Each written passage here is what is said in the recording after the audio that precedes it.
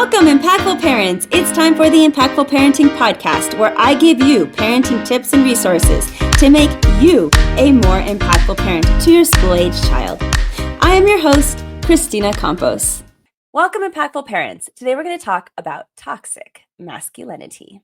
Hello, my name is Kristina Campos. I'm founder of the Impactful Parent, and I help parents of school-age children turn their chaos into connection with their adolescent. I'm a mom of 4 kids, a teacher that has taught every grade from preschool through high school. And today I help moms and dads like yourself to navigate that exhausting, confusing, frustrating, but rewarding world of parenting. So welcome to the Impactful Parent. And today I have my co-host with me, Rodrigo Bravo. And Rodrigo is a co-parenting mediator out of the state of Texas. He's a parenting coach and a dad of 2 boys. And Rodrigo brings a dad's perspective onto the Impactful Parent stage to give you even more expertise and an added perspective to our parenting topics. And this is a really good one today that I can't wait to dive in with Rodrigo because he has some personal experience with this. So thank you for being here, Rodrigo.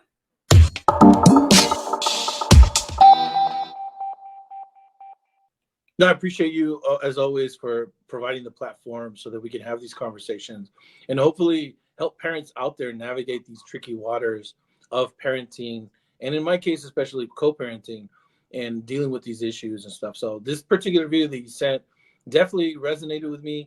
It actually made me change the way I kind of feel about things too, and gave me kind of a new way to kind of perceive things. So no, it was a good video that you found. So let's play that video now so everybody can see what we're going to be talking about today. Just found this on good old Instagram or TikTok. Here you go. Oh, people don't hate gay men. They hate femininity. Yes. Mm-hmm. They hate women. This is so goddamn true. It's unbelievable. I have always looked at least as manly as I look now. I've always presented at least as manly as I present right now. And the most homophobic of shittiest coworkers have never had a problem with it because I was manly and I was rough and tumble and I would do shots and fight people and do all the shit that toxic men did because that's who I was. The story that comes to mind for me is I was working with a very, very toxic, shitty dude. We didn't have the word toxic at that time. I just called him a douchebag. And we were all at a bar and I was like, hey guys, here's some money for my tab. I'm leaving. And they were all like, where are you going? I'm like, I'm leaving. And they were like, you going home? And I was like, no, I'm not going home. And they were like, hey, going home with someone. Woo! And that was work drinks. And I walked into the job site the next time, and I'm doing my shit. And this guy walks up to me and goes, I heard you fucking went home with a dude. And I was like, yep. And he was like, what's wrong with you? I'm like, nothing's wrong with me. And he goes, why'd you go home with a dude? I'm like, the same reason I would have gone home with a woman if a woman's been who I was flirting with that night. And he was incensed. And he's like, I don't get down with that homo shit. And I was like, well, you can fight me. I can beat your fucking ass about it. But then everyone on the job site's going to know you got your ass beat by someone who's gay. And he looked at me and he was like, you're all right, dude. No more problems. No more problems. The homophobia was crushed by the toxic masculinity. And it always shocks me how all forms of bigotry go together. You know, the person that's homophobic is going to be a misogynist. It's probably also going to be a racist. Like, shitty people are shitty across the board. All right. Now, the reason why I picked this video, when I watched it, I had so many different thoughts going through my head, to be honest with you. The first thing that I thought of was both of us have kids that identify with LGBTQ in different areas. And I am constantly, as a parent, worried about my child. Always. Like, it's just this underlying thing that I live with that added to the normal dangers of, kids and parents worrying. Like, the LGBTQ part, it elevates it. And it's because of a lot of negative people, right, trying to come at our children. And so as I was watching the video, one of the first things I had was, wow, geez, does that work? Like, I'm always thinking, how can we combat people who are really negative toward my child? Like, how do I do that? And then another thought that came to my mind as I started continuing to watch it was, wow, I don't even know if I can recognize toxic masculinity if I saw it, unless it's like really blatant in my face. And let me explain. as a Latina woman, okay, a Chicana, I grew up with my Hispanic family, Mexican Americans, and it is normal for the majority of men in Hispanic culture to at least exhibit some forms of this kind of toxic masculinity. It's just who it is. And I have been conditioned, even as a woman, throughout my upbringing, to kind of accept that. And it's horrible for me to say out loud. I'm not saying that we shouldn't keep our boundaries as women or even tolerate it, but it's so commonplace that it's been considered normal. And I just don't know if I'm like the regular, let's say, compare me to a Caucasian, a white woman, like I think she'd be able to identify it a lot easier than maybe me, who's been engrossed in it for my lifetime and just used to it, to be honest with you. So I got so many questions. And what were your first takes, Rodrigo, when you saw this video? Yeah, so when I first saw the video, obviously it starts with kind of a cut scene from another video, and then it jumps into this gentleman's particular experience, right? And the first thought I had was, that's what happens with toxic masculinity. It kind of creates this bond among folks that reside in it. So when guys, and even like you said, ladies that have been in it, they're okay with it because they don't know something else. They don't know, what it is to be without it, or they've been conditioned so much, like you said right now. I've been in it, or speaking on your behalf, you said I've been in it so much, and I've been engrossed in it that I really don't even know if I'm able to perceive toxic masculinity when it exists out there, because I find it as normal behavior. And so I think, like on your part, at least you're aware that maybe you have an implicit bias that you don't even register, that it's just normal, right? And I know for me, when he was talking about that, it's very funny because and I've shared this before, where my dad and I, our relationship, and how it kind of traumatized me in certain aspects. And when I went through my mental wellness journey, it really helped me understand, like, yeah, this isn't normal. You don't have to be this type of person. What really registered with me too was when he said, like, when he met toxic masculinity with toxic masculinity, it kind of like evened it out. And I find myself having to resort to that with my dad, where he doesn't really understand or even want to understand one or the other, when I try to talk to him in an even tone voice, when I'm just, not mad, this and that. I think it even angers him even more when I don't match him with the same gruff, with the same, loudness, aggressiveness, kind of peacocking, if you will, right? Like he wants his son to like fight back at him, not like literally fight back, but really damn close, like get up in each other's chest and this and that, because that's what his definition of masculinity is, like hey, you stand up for yourself, whereas opposed to me, I have a totally different definition of masculinity, where I don't need to prove myself. I don't need to peacock. I don't need to be over here, measuring myself against somebody else. I am who I am. I'm confident in who I am, and I roll how I am. I think a lot of this video is a good example of that, how there are so many men still going out there measuring themselves by this toxic masculinity. And he makes a great point, especially when he says, like, I was able to defeat the homophobia in him with toxic masculinity. That's how pervasive it is. And really in the hierarchy of what constitutes patriarchy, toxic masculinity is really up there for guys. We and again, I say this with experience myself. We're always trying to, like, who's the better guy, who's this, who's tougher, who's stronger, who's this and that. that, you just end up realizing like, yeah, that's kind of all BS at the end of the day. It's really not about that. That doesn't really define you as a man. So that was my initial reactions to that. I really thought it was a good video, and I really thought it gave me other perspectives too that I'll share in a little bit. But those were my initial thoughts. Well, so I'm curious that, do you think toxic masculinity is a learned behavior, or is it somewhat part of just being a man? As a woman, I can't really speak to it. I don't feel like we have those natural traits. And if we do, maybe they're much more learned. But I don't know, especially even as I see generations become softer and softer as we keep, as we evolve, we don't need to fend for ourselves the way we used to, right? So we're not needing to be in that constant flight or fight mode that maybe men had to be a part of in earlier times because they were trying to protect their family, right?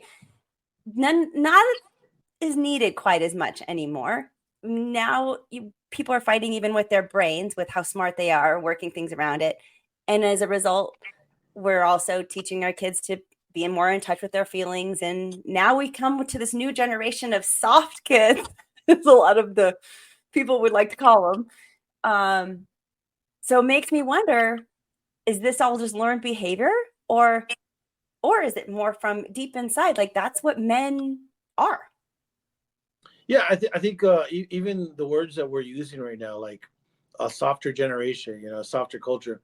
And why are we saying that? Because we're you just said like our kids are getting in tune with their emotions and their feelings and so forth.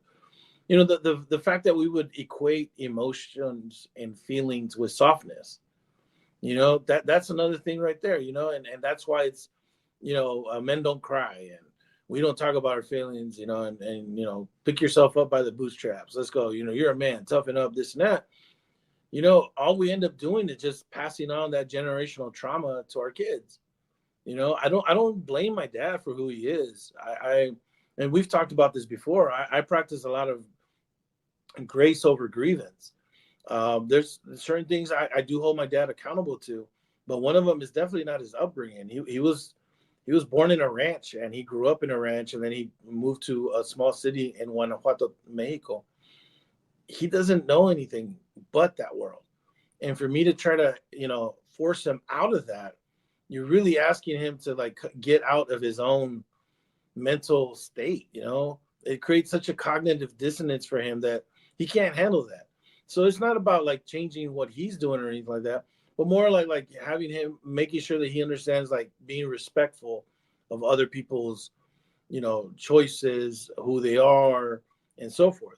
That's really what I try to get with my dad, and he knows respect, so I'm not asking him to do something that he's not familiar with.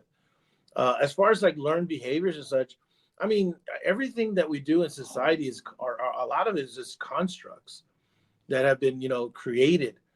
There are, I'm not going to say that I'm not a traditional guy myself. I do certain things that are kind of traditional, and I do believe in being a provider, if you will, but I also don't believe in like saying, hey, I'm the provider, so I need to make more money than you, and you got to stay at home, and you got to do this and that. Like, my partners in the past have always, done what they wanted to do. I'm not there to really tell them what to do or whatnot. I firmly believe that's more supportive than me just being a financial provider, and so forth. So I think some roles are learned, obviously, going back in the past, there was kind of like, men were the hunters, and going out there and gathering stuff. And, the women were, back home, doing stuff, taking care of kids and this and that. And is there a natural role for both? I would say probably there there is, but is it something that we are forced into? I don't think so. I think, people can find their significant other and find, kind of a happy medium, but when you try to impose those views on your partner, that's where things can go wrong, and I know, like, for example, we've talked about it, Kristina, where you were very happy in a much more traditional role, and then that's great. I don't think anybody should, kind of begrudge you for that. I do hear a backlash sometimes, and I'll finish here, where women who do choose to have a more traditional role, if you will, are kind of like looked down on. Like, what do you mean? Like, you should be able to do this, and don't you want to do that, this and that? And I think the beautiful thing is that they do have that option. They're just choosing not to, and that's okay too. That's the whole point of it, is that women do have a choice, that they're no longer constricted to one particular role, that they have a choice. Now, if they choose that role, so be it, and hopefully, they do find a partner that, coincides with that philosophy that they have, and, go from there. Don't forget that the podcast is just a small part of what the Impactful Parent offers. Start your journey to becoming a more impactful parent by downloading the Impactful Parent app, available on your phone's app store or by going to theimpactfulparent.com. See you on the inside. I'd like to get your perspective on how you believe this toxic masculinity contributes to gender inequality and discrimination, the way that the video describes, especially because I know you have personal experience with this, as you present yourself as a very, very masculine man. You that's just who you are. And that's right. I lift weights, and I fix car engines, and I get grease on my face and all kinds of yes. But you have a son that is gay, and you support him 200%. And I think that's unusual or shocking even to people when they hear that, because it comes out of left field, to be honest. Like, you're just not expecting it when you see such a masculine presenting man like yourself. So, I mean, what do people say about that? Do you get any flack? No, I think what's more shocking, I think, is that I'm so open about it. I don't think it's that rare for parents or men, particularly like me, to have a child that's, that identifies with the community. But I think what is a little bit, I guess, maybe rare or unconventional is that I'm open about it. Now, I don't lead with, oh, hey, what's up? My name's Rodrigo, and I have 2 boys, and my son is gay. I don't lead with that. My son is much more than just a gay person. He's multifaceted, multidimensional, but if the conversation, goes somewhere and I mention it, I think a lot of folks are kind of startled maybe, to hear me be very open about it, because they do see this, I present myself as, a guy's guy, if you will, I guess, and I do still kind of have those traditional, kind of Mexican American kind of, I don't know, my walk, I guess, my gait, and how I like move around, and sometimes in pictures I have the the resting Chicano face, so I'm just there, in the picture. No, so I had an event yesterday, and sure enough, when we took pictures, that's exactly what I do, right? And you didn't smile at all. Yeah. Maybe a smirk, or something like that. I don't know.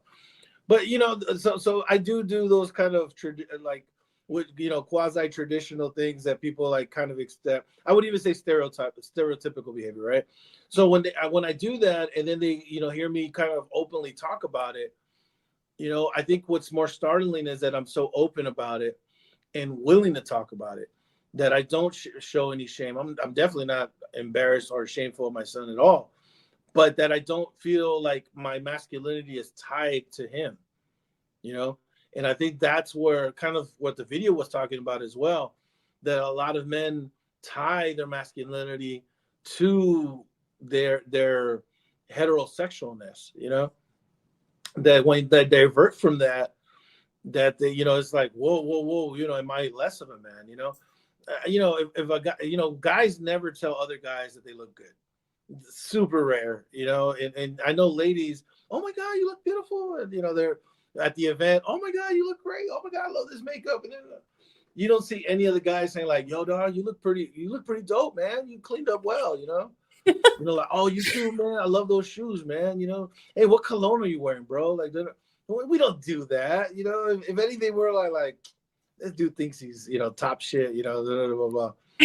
So it's definitely a different dynamic, right?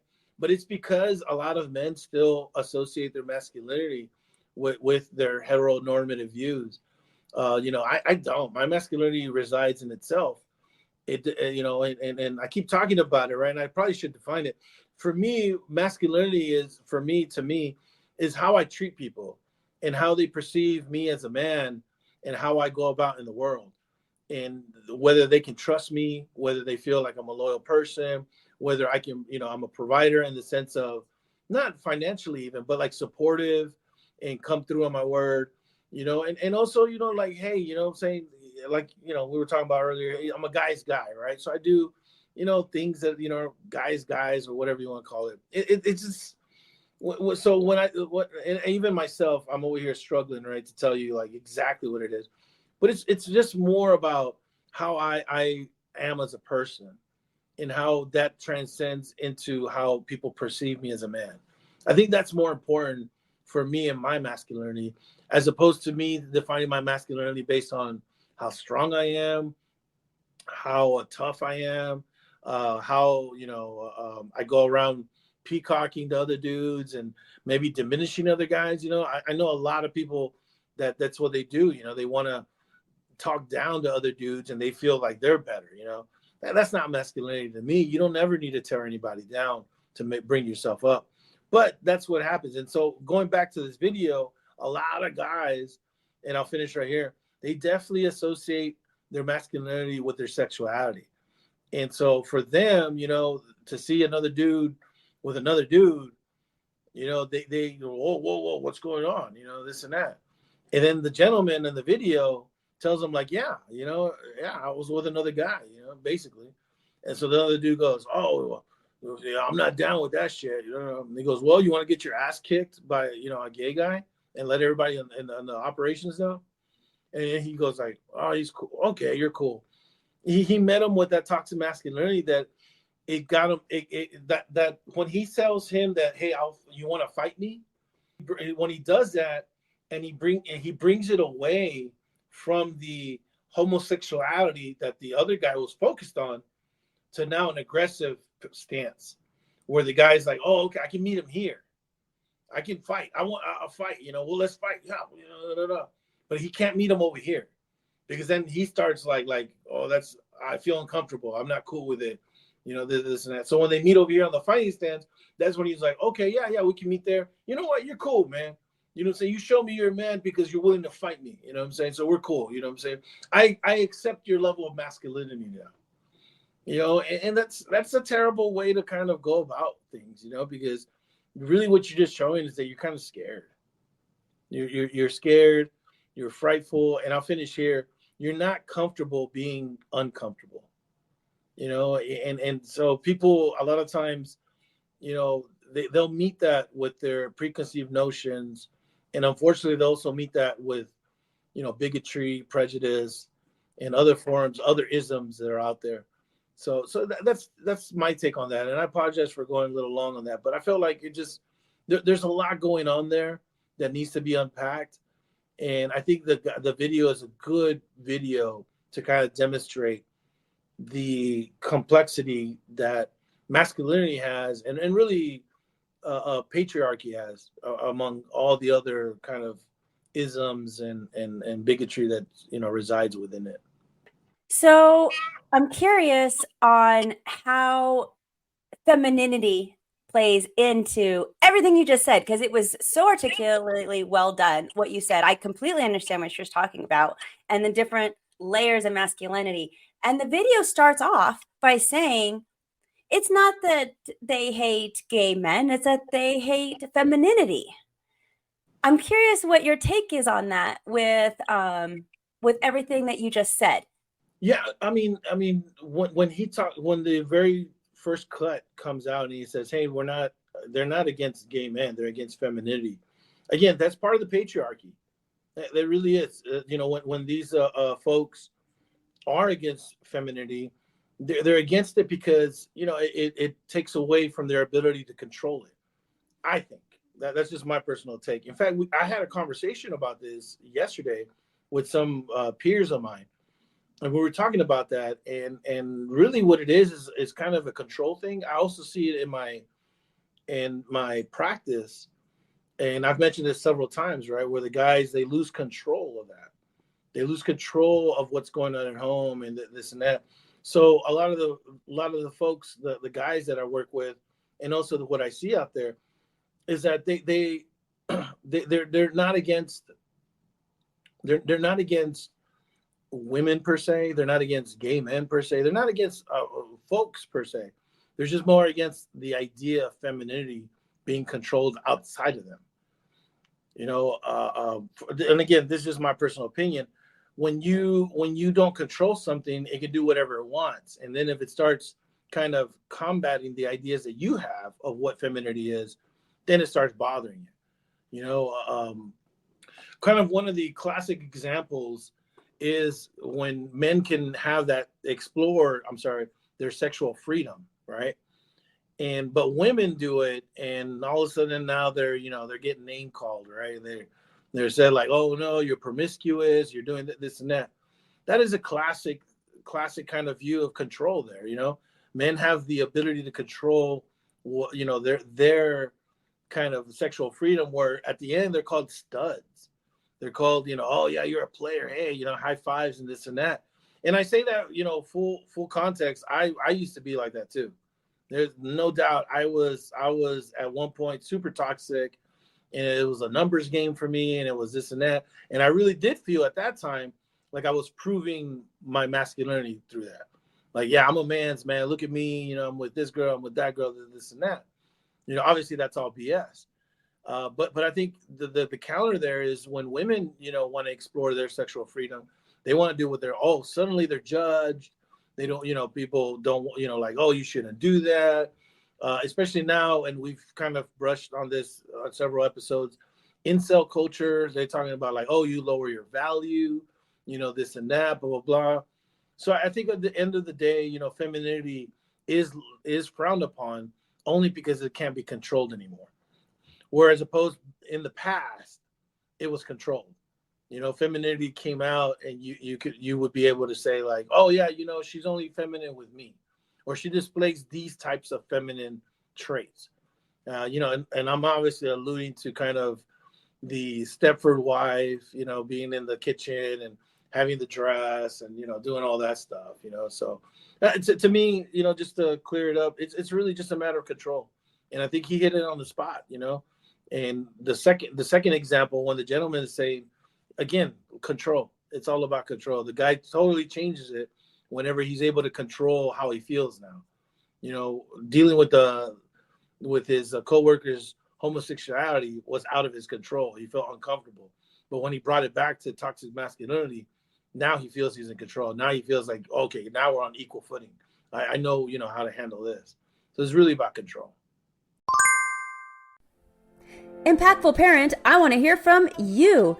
Leave me a voice message at speakpipe.com/theimpactfulparent and become a part of the show. Tell me your first name, your favorite episode, and why you love that episode so much. I want to hear your feedback, and it's easy with SpeakPipe. Go to speakpipe.com/theimpactfulparent, and I can't wait to hear from you. I find that really eye-opening or just like a little light bulb in my head just went ding, ding, ding. The word control I can resonate with.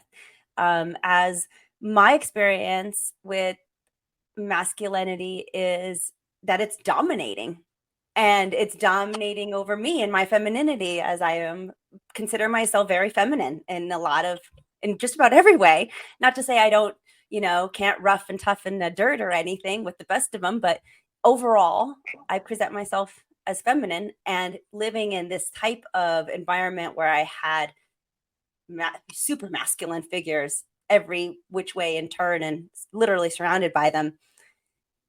It was about maintaining control. They asserted their dominance, puffed up their chest and threw out that sometimes toxic masculinity at the woman around them as a form of control, right? As a form of getting their way, as a form, so I see that and I'm like, oh, okay, yeah, you're right. It's not really about the femininity more than the femininity starting to crouch in on maybe some of the control that men used to have. And so that's why they don't like it. So to me, like light bulb, I was like, wow. Can you provide me with an example of a time when you had to confront toxic masculinity, and how did you do it? I confront it all the time. I think especially because the way I present myself, I run into a lot of guys that probably are used to matching wits on that level. And again, I don't want to say like I'm all highfalutin and I know what to do, this and that, but I've definitely done the work. I've been, in mental health, done my mental health journey, been in therapy, understood what trauma I've been through, worked on it. I have a toolkit now. Whenever something happens, I don't react in a negative way.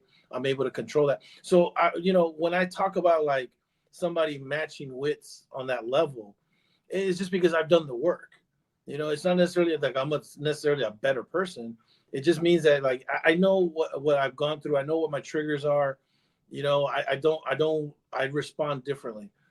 To just kind of add a little context to that, I had a client talk to me about what they're going through and this and that. And they asked me personally, it's like, hey, when did you get over, your ex, what she did with you and your son? And I told them, I go, I haven't. I'm not, I'm not here to like forgive and forget and this and that. But what I do is I just don't talk about it. It's a trigger for me. It doesn't mean that I'm still it's painful or anything like that. It just means like, hey, I don't want to talk about it. I'm saying? That era has passed. So anyways, when I'm talking about that, it's the same thing with toxic masculinity. I'm still prone to it myself. And when I'm going around with folks and hanging out with homeboys and this and that, I'm not gonna lie, every now and then we say this, we do that. And it happens and I have to catch myself. And I have to catch myself and say like, hey, look, if I want to be a better person and I also want to help my community, I really can't be indulging in this type of behavior. And so the times that I've confronted, toxic masculinity, it's simple, they start talking about a girl, like, oh yeah, this and that, blah, blah, blah, blah.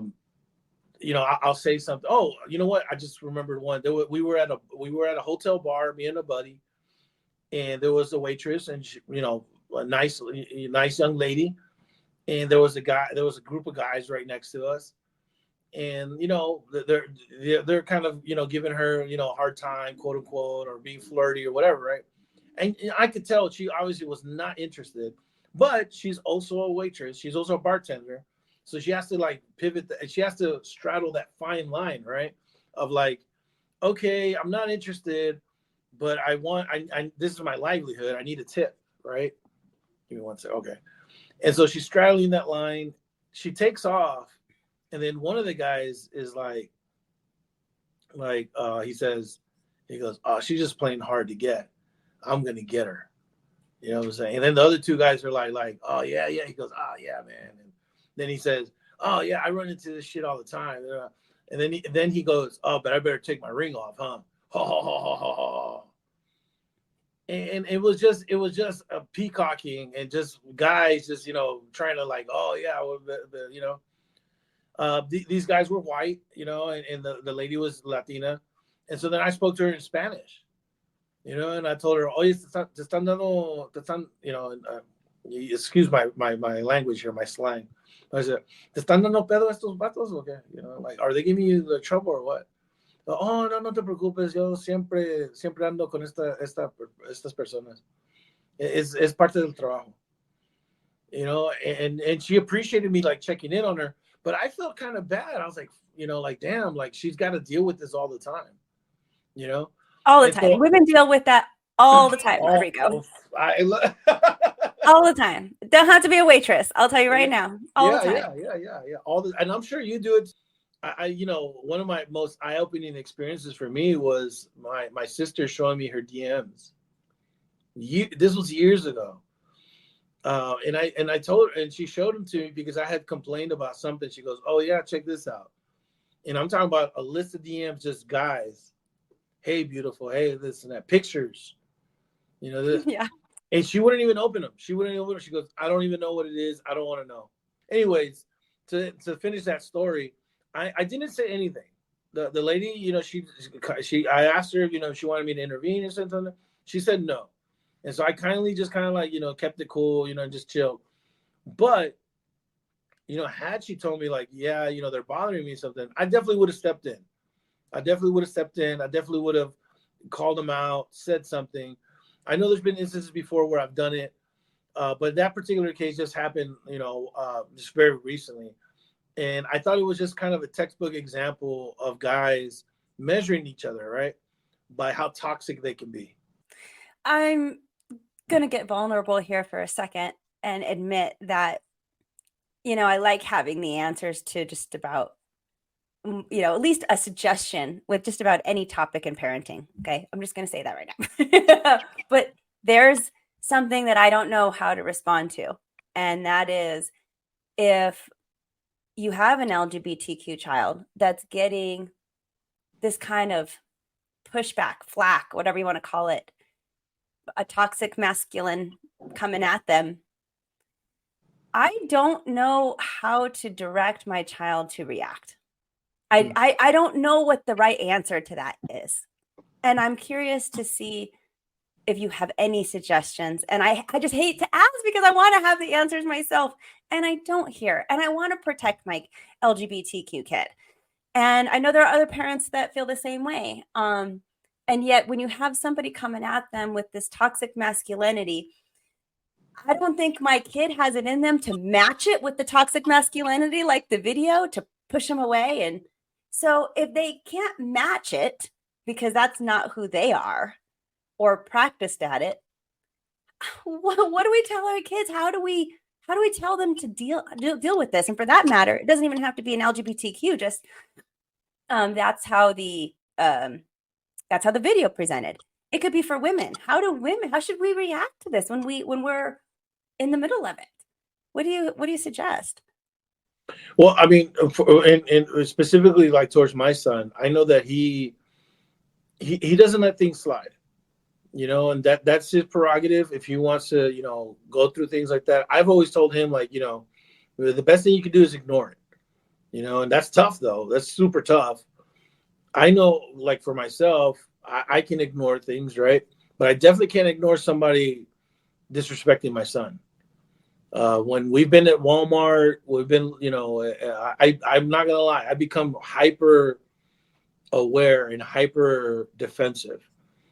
I'll be walking around and, I wear the prototypical Latino dad cargo shorts and a black shirt and a cap or something like that, right? Whatever. And then walking next to me is my son wearing earrings, probably eyeshadow and some crazy looking shirt that looks like a grandpa should be wearing. No, my son he has a crazy like aesthetic where he wears like a bunch of like Hawaiian shirts, and I don't know. That's his look, deal. But he's a bigger dude also, isn't he? Oh, my son's actually taller than me. I'm 6 foot. He's 6'3". So if he wanted to come back with this masculine energy, he certainly has the presence to do so. My son is built like a linebacker. When he was growing up, he was the 99th percentile in the class. There was only one kid that was bigger than him, but he is built like a wall.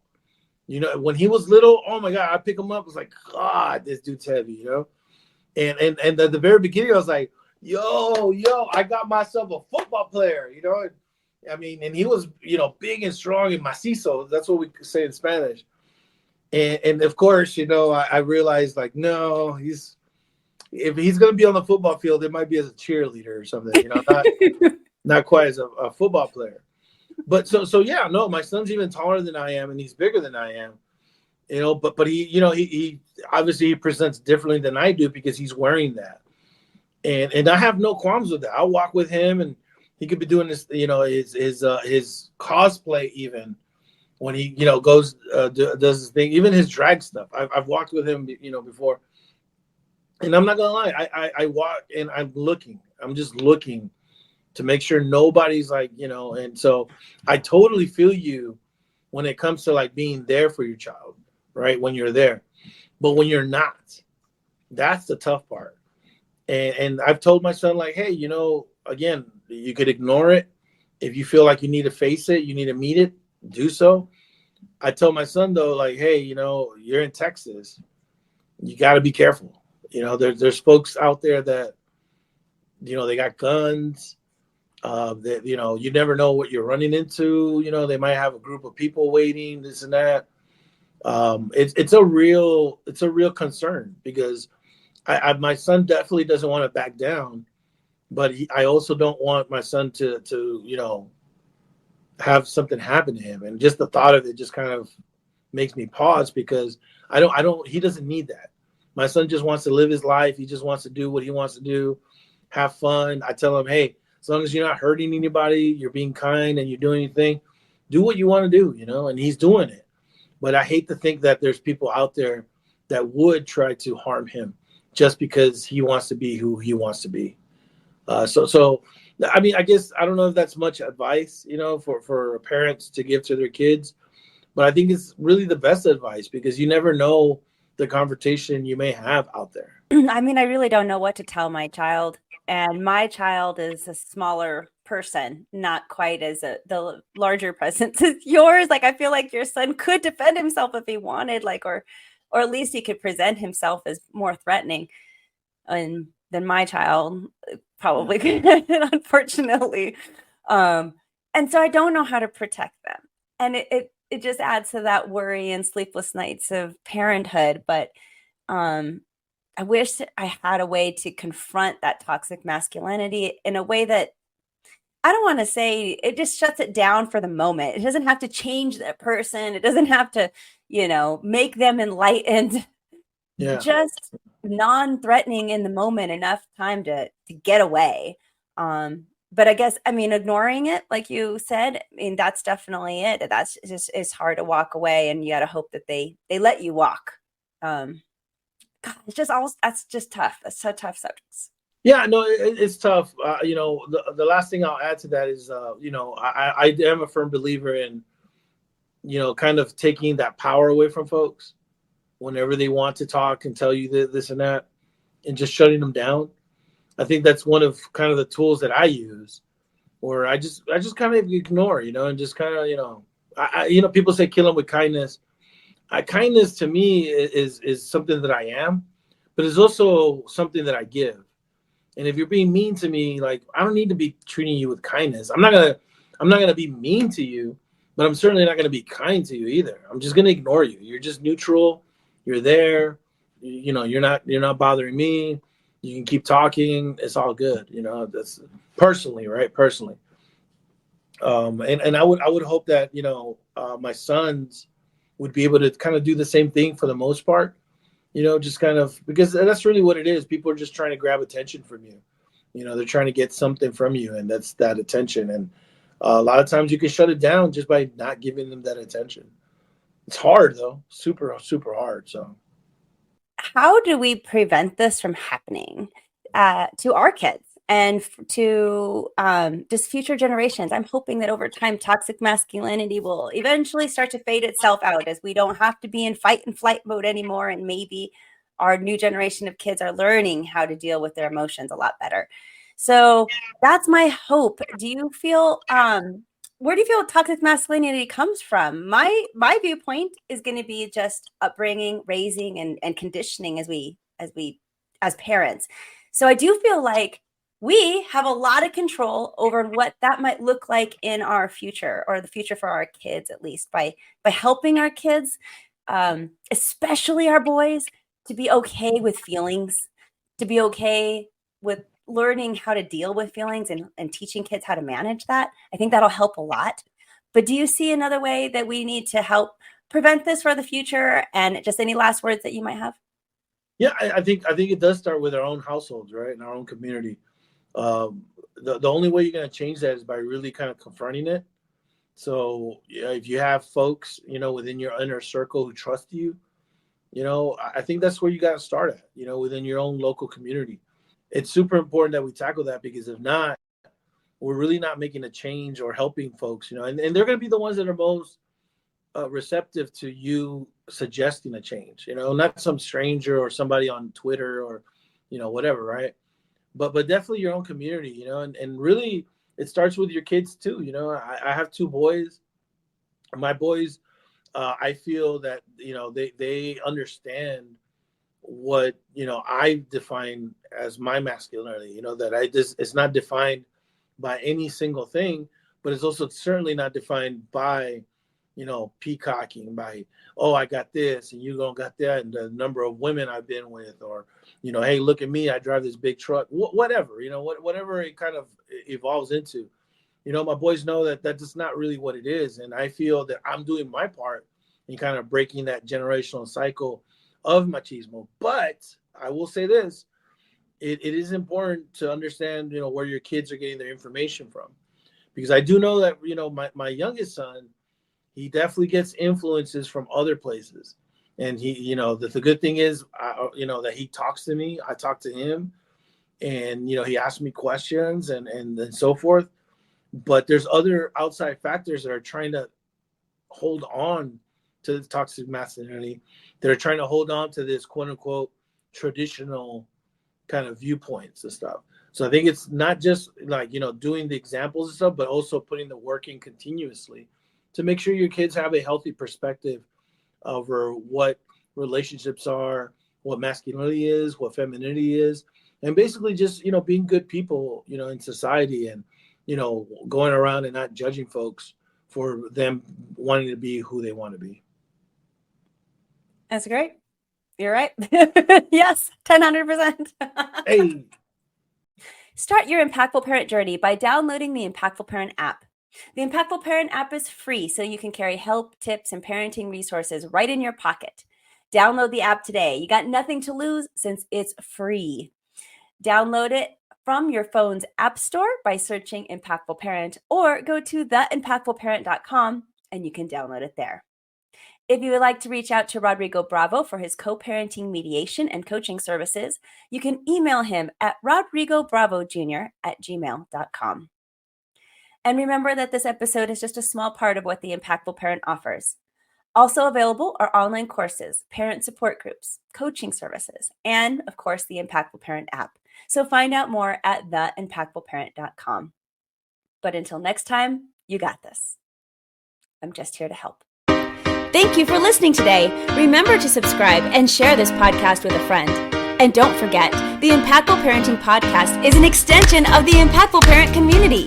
Go to the Impactful Parent website and download the free Impactful Parent app so you don't miss a parenting tip that can help you and your family.